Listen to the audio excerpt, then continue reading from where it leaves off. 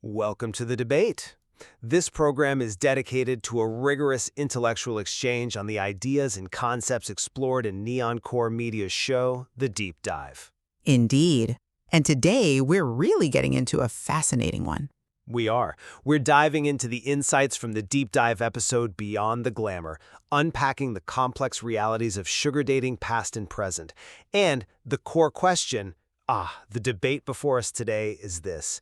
Does sugar dating, as, illuminated by the Deep Dive, primarily represent a form of exploitation that's enabled by systemic inequalities, or does it offer a complex, often pragmatic, avenue for agency and alternative relationship dynamics for the people involved? A really critical question. It is, and I'll be arguing that sugar dating is primarily that complex avenue for agency and alternative dynamics. And I'll be taking the position that it primarily represents exploitation, fundamentally enabled by those systemic inequalities we mentioned. All right, let's get into it. Okay, so that's an excellent framing. And I think it's a really crucial distinction for listeners to grasp right away. Because what the Deep Dive did so effectively was peel back the layers on this whole phenomenon that, like you said, often has this highly curated, almost, aspirational image online. But when we look at the research, the firsthand accounts that were presented in the program, what these platforms market as, say, glamorous shortcuts or these mutually beneficial arrangements, well, that frequently hides a much tougher reality. The episode specifically cited how government agencies, researchers, often lean towards defining it as, disguised prostitution, or at least they explicitly acknowledge that, quote, sex for money is common here. So that right there immediately challenges the narrative of just pure empowerment. Okay, I appreciate that perspective, and the Deep Dive certainly didn't shy away from those definitions, though I frame it a bit differently based on other elements the program brought forward. While yes, the episode addressed the curated image and those harsher definitions, it also uncovered motivations that for many participants really go beyond just simple glamour or a straightforward transaction. We heard some really compelling stories, showing clear elements of empowerment, of control. Participants often said they felt genuinely in charge, able to set their own terms, reclaim a sense of agency they might not find elsewhere. And look, for many, it's a pragmatic means to an end. It lets them pursue education or art or whatever without the just crushing burden of juggling multiple minimum wage jobs. The Deep Dive really highlighted the student debt burden, especially for women. That's undeniable. And the fact that some platforms target students with those .edu email offers. Well, yes, it's controversial, but it can also be seen as a direct response to a very real economic need that these individuals are consciously choosing to address in this way. Plus, the explicit nature of the financial agreement. For some, that provides a clarity, a directness that actually helps them avoid the games, the unspoken pressures you often find in conventional dating. And what really struck me in the Deep Dive were those surprising accounts from some assault survivors who found the explicit consent culture in certain sugar communities, where boundaries are openly discussed, upfront. They found that genuinely refreshing, maybe even healing. So it's not just about money, it's about reclaiming their bodies, their choices. Right. I understand why you emphasize those narratives of control. And it's certainly true that individuals are always seeking ways to exert agency. However, I come at it from a different angle, looking at the broader picture the Deep Dive painted. The show revealed that economic pressure isn't just a factor, it's often the dominant one, a systemic motivator, especially for young women. I mean, the program gave us this vivid picture of students just drowning in debt, struggling with unbelievable tuition costs, rising rent, even just groceries.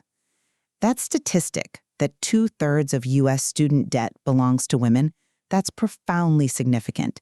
It points to a deep-seated systemic inequality that pushes people towards these arrangements, often not out of some desire for luxury, but out of a, frankly, desperate need for survival or just basic stability. Now, when you consider that context, the inherent power imbalance, where you usually have an older, wealthier person holding significant leverage, it fundamentally compromises true consent. It has to. This is where that concept of consent under duress becomes absolutely crucial. Can a yes truly be free, truly uncoerced, when the alternative might be homelessness or dropping out of school or just deep financial precarity?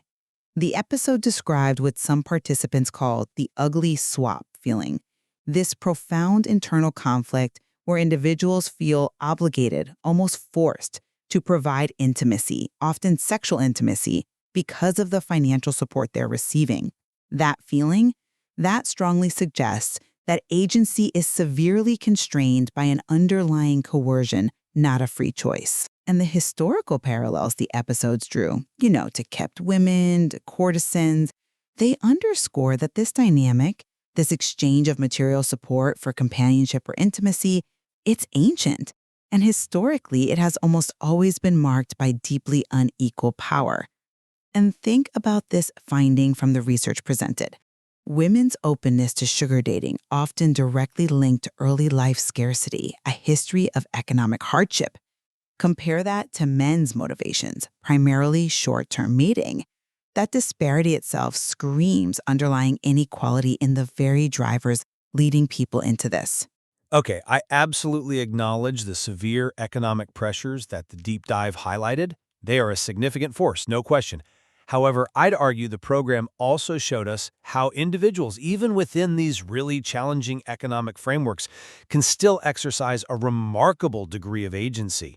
It's about strategically leveraging their assets, their personality, their looks, their time to achieve specific tangible goals. Maybe that's financial independence for studies, maybe it's launching a business. Look, it isn't always a narrative of sheer desperation. Sometimes it's a pragmatic, conscious choice to navigate an otherwise really difficult economic landscape.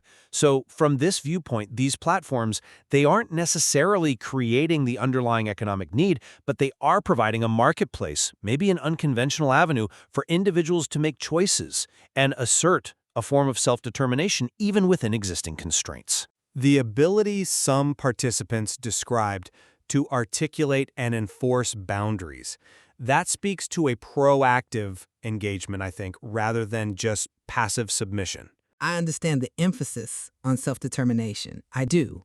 But I have to respectfully challenge the extent of that agency when we weigh the deeper systemic issues the deep dive brought out. While individuals might strive for agency, sure, it often exists within this framework of significant coercion that the episode really laid bare. We heard disturbing accounts, didn't we? Grooming tactics, the insidious use of compromising pictures for blackmail, and this pervasive, often unspoken pressure for sex that just inevitably comes with substantial financial dependence. These aren't just isolated incidents. They're systemic risks baked into the dynamic. That ugly swap feeling we talked about, it isn't just some minor discomfort. It's a symptom of an environment where the financial dynamic dictates the relational one, often pushing boundaries in ways that are very far from voluntary or freely chosen. The program showed pretty clearly, I thought, that these factors fundamentally erode an individual's agency and make true uncoerced consent extraordinarily difficult, maybe impossible, especially when the financial stakes are so incredibly high. It's consent perhaps, but without genuine voluntariness, and that's a key distinction we have to make. That's a compelling point about coercion, and I don't deny those darker elements exist and were shown in the program.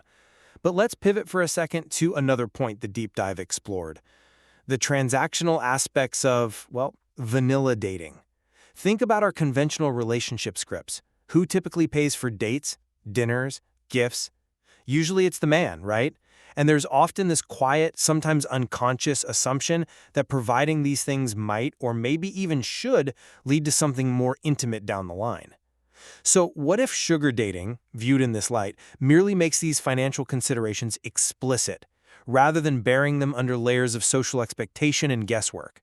By being upfront about the financial exchange, it can potentially offer more clarity, maybe even more honesty, than traditional arrangements, where that provider pressure on men can be really significant, sometimes leading to resentment or unspoken quid pro quos. It sort of strips away the pretense, allowing for a more direct negotiation of desires and expectations, which, as the deep dive showed, some participants actually found quite liberating. I come at it from a different way when comparing vanilla and sugar dating.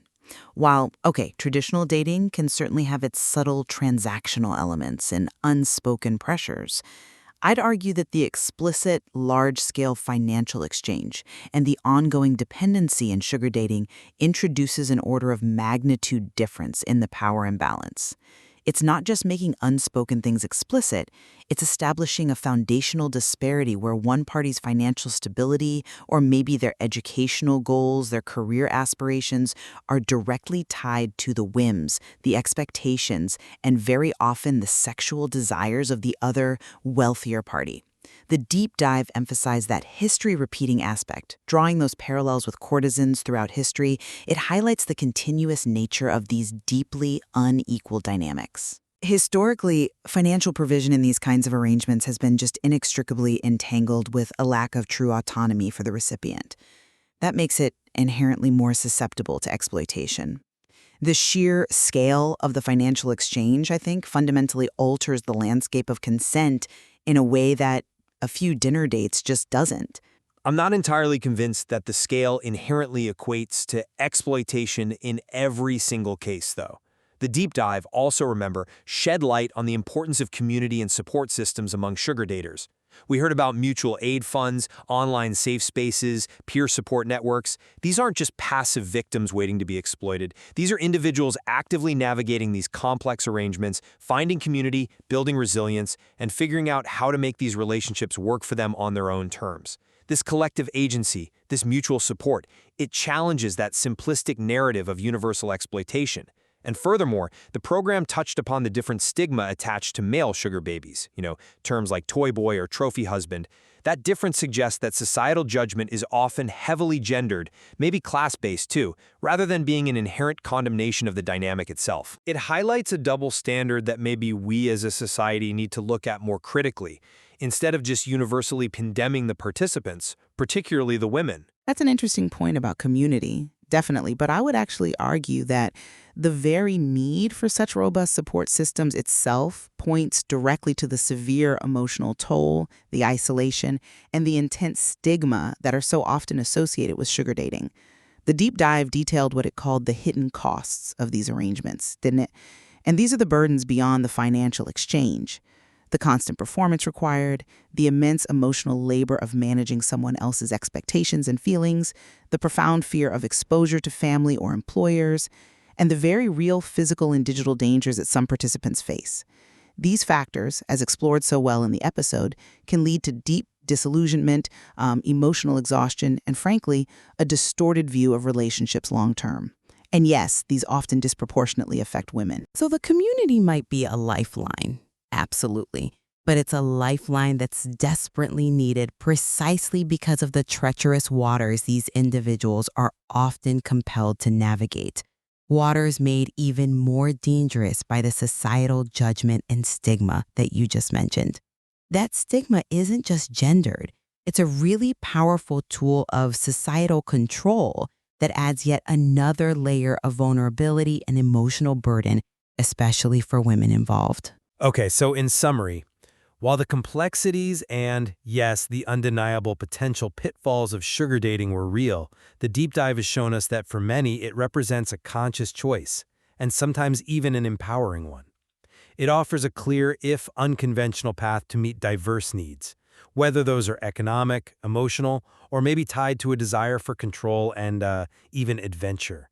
The program revealed how these arrangements can challenge traditional relationship norms, kind of pushing back against that charmed circle of accepted structures, and sometimes even fostering unique forms of explicit consent culture. And to conclude, from my perspective, despite those individual narratives of agency and conscious choice, the deep dive powerfully underscores how sugar dating is just deeply intertwined with profound systemic economic pressures and stark power imbalances.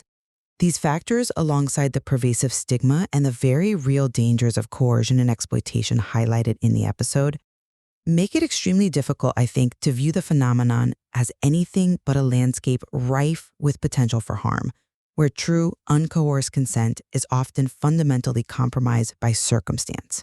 Indeed. And what the deep dive really illuminated, I think we can agree, is that there are no easy answers here. This isn't a simple black and white issue at all. Absolutely not.